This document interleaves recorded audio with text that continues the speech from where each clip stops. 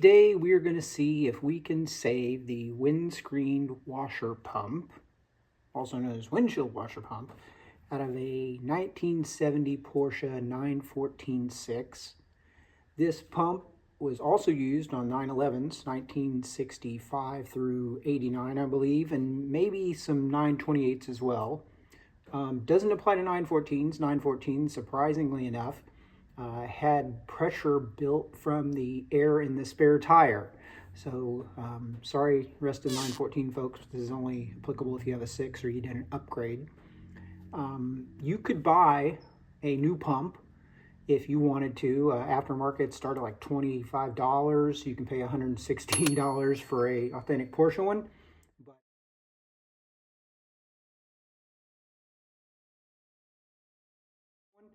But I personally like to try to save original parts where I can, both for the originality of the car and also what's the fun in buying something new if you can take the pride in fixing something. This in particular is very easy to get to.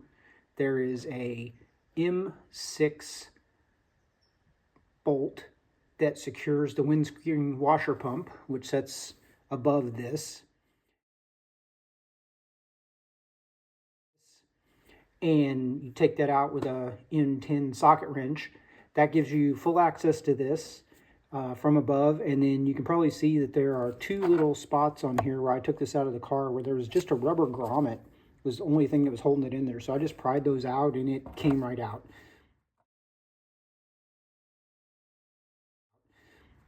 This original one, as you might have guessed, 12 volt, made by VDO in Germany, and we're going to see if we can fix this. In terms of tools, other than the socket to get the M6 bolt out to remove the piece above it, the windscreen washer, really probably all you need is a pair of needle nose pliers. And the reason you need those is there are the inlet and outlet from the reservoir and out to the squirters pump hose, and those were just held on with these little tiny pieces of twist wire, which seems odd to me instead of a hose clamp. That's what was on there. And then in order to take this thing apart, really all you've got is 4 screws. And so you need a small screwdriver. If you've got an 1/8 inch, that's what seems to work well for me. Just to give you an idea, a lot of these are considered DOA. Sometimes the squirters are actually clogged up or the hose is broken or something. But in this case, when I turned the key on in the car and tried the windscreen wipers, the wipers would move back and forth, but the pump would just give a thud. And so the way I'm going to bench test this is I made a little 12 volt bench tester out of AC. So I bought an AC adapter, which is, if you can read this, is a 12 volt out of 110 to 240, and then I just put a fuse in line on this, and then a couple of female spade connectors. And you can see on the pump it's very simple. It's actually even marked for you, negative over here, positive over here. So just so that you can hear what I heard in the car, I'm going to plug this thing in, and it's not very loud, but it's not dead. It's got a little thud to it, which seems to suggest that maybe it's just clogged up. So maybe this will be an easy fix. Let's see if we can hear this.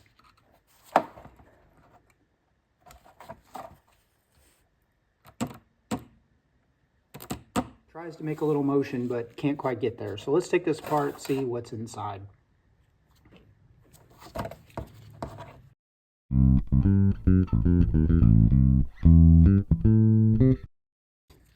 I would get a little magnetic tray. If you don't have one of these things from Harbor Freight, I think they cost like $1.50, and they are worth their weight in gold. It's a little tray with a magnet on it, and especially when you got all these little pieces that you might end up losing. A, it keeps them in one place, and B, if you spill it, they'll probably, as long as they got iron in them, they'll stick to it. So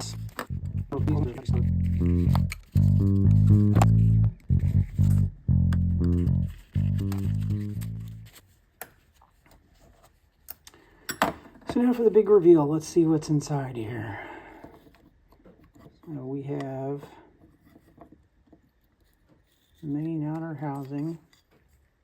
We have what looks like a little plastic spinner there. I don't know what the hell that does. Inside, 2 contacts.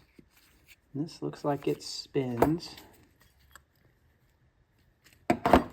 Let's try to give it power without that on there and see what happens.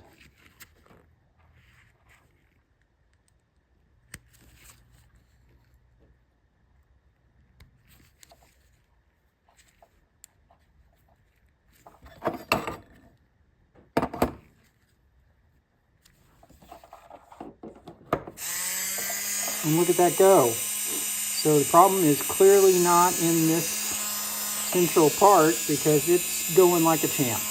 That's pretty cool. So what could be wrong in here? Well, this little bugger does not want to turn. So let's see if we can disassemble that. So it's got a little square piece that mounts into there. That mounted fine. Something in here is buggered up. I wonder what's keeping this together. So let's see how much farther we can pull this apart. All right, so here's the interior of that. So it looks like there's a little copper metallic plate. There's a couple gears, and those are obviously just completely crusty from time. I assume that's old windshield washer fluid that is solidified. This car is sat for probably, I think, 20 years. It was set indoors, but still sat. So we are going to get a little brass brush and see if we can clean that up. All right, so add to your list, little brass brush. This is probably the most problem area. You can see where there's the pump inlet and outlet holes right here and right here. There's our tube. So let's see if we can get any joy cleaning this up. I feel like there should be like a Bob Ross of cleaning auto parts. You could try to press that out. And it presses right out. So I put a little force. I basically just put this on my workbench, put a little force on that pin. And that pin pressed right out, which is wonderful. Now we can give this a really good cleaning. You can see how dirty it is on the back side. The brush was working, albeit I'm getting a little patient. So we are going to hit our handy little Dremel with our brass brush to make shorter and better work of this. At least on the metal components, not on the plastic.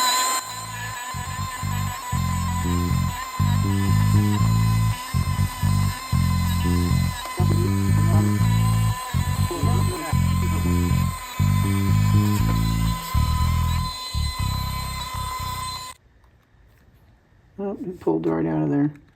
So that part is pressed in. This part is pressed in. But this gear came out without any problem, which will give us a little more ability to clean out inside here.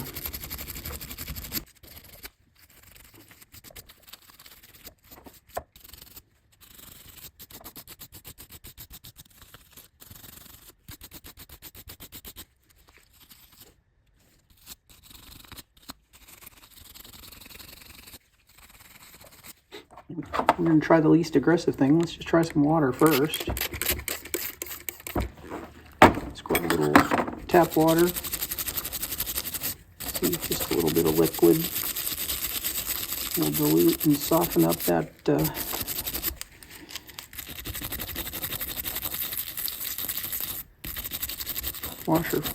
dried washer fluid. Maybe better ways to do this, but this low-tech.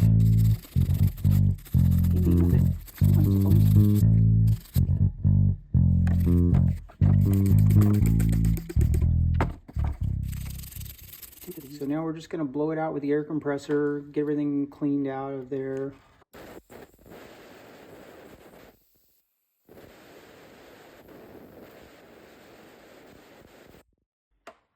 You can see the orifices are all clear. It's a little discolored, but I think actually once you run some fluid through there, it will just get better over time, and nothing wrong with this side at all. I finished cleaning everything up, went through all the little splines in the front and back of the gear. This plate, while it looks a little discolored, it's smooth. I don't think it's doing anything in terms of conduction. It's probably just a brass bearing plate. I think what we are going to do, though, is while we're in there, I don't think it'll hurt anything, is I took a pipe cleaner through the center of this hole just to make sure that there wasn't anything gumped up in it, and there wasn't. I think we're going to shoot just a little bit of white lithium grease down inside this hole for that shaft. Appears to be brass. Can't see any problem with doing that. And put a little bit right here on this shaft where just a drop will be enough for that, where that other gear goes. So with that, there's not a lot of different ways that this can go together. So the one with the pin pressed into it, it has to go through there. It turns freely now, so that's a bonus. There's only one stud left for this other shaft to go in and let them interlock. So we'll put those two together. So those go in place. One turns the other freely. We didn't have that action before, so that's an improvement. This base plate goes, so we're going to say that up because of the logo. So we've got our VDO logo going this way. We're going to say top is where our inlet and outlets are. Keep in mind you got a sealing surface here, so we're going to make sure that that matches up. And that should give you a pretty good fit between these two pieces so that you won't have this leaking on the inside of your car. So that is grand. Then we're going to put this through here, which is the way we found it. It pretty much snaps into place. Now we've got our hole here, which is oblong and will fit onto this shaft only one way. And then with this together, we have this interior where this must catch on for the motor that interfaces there together. And again, we're going to call that up because of the way it needs to orient with those screws. So that feels like it is aligned. And there's actually an alignment slot, I don't know if you can see it, right here and on this surface on both sides. So there's also a pin here and a hole here. So that helps us a lot with our alignment.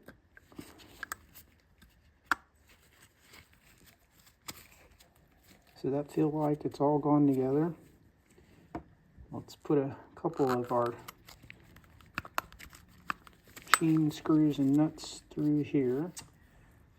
The little nuts that are on the back of those machine screws are really small, as you can tell. I had hoped I could use my little box-in wrench, but in fact, the smallest I have is 7mm box. These are 5 across the flats. So I do have a 1/4-inch drive socket to hold on the back. So you want to fish that out so that you can secure these, or if you have trouble getting them off. So we've got our handy 5mm and our 1/8-inch screwdriver to seal this back up after we've tested it.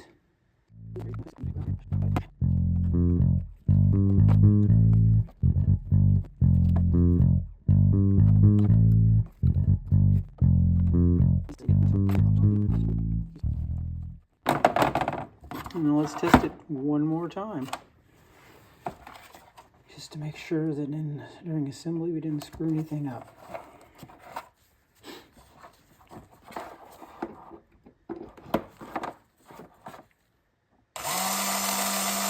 Awesome, that's the sound of success. So, easy project. We saved a part, a 55-year-old part, saved some money, didn't take very long, got some satisfaction out of fixing something. Hopefully this is helpful to you. Maybe gave you confidence to try this instead of just throwing it away. If this video was helpful, hit a like button, just so I know if people are watching these and if it's helpful to somebody else. Good luck.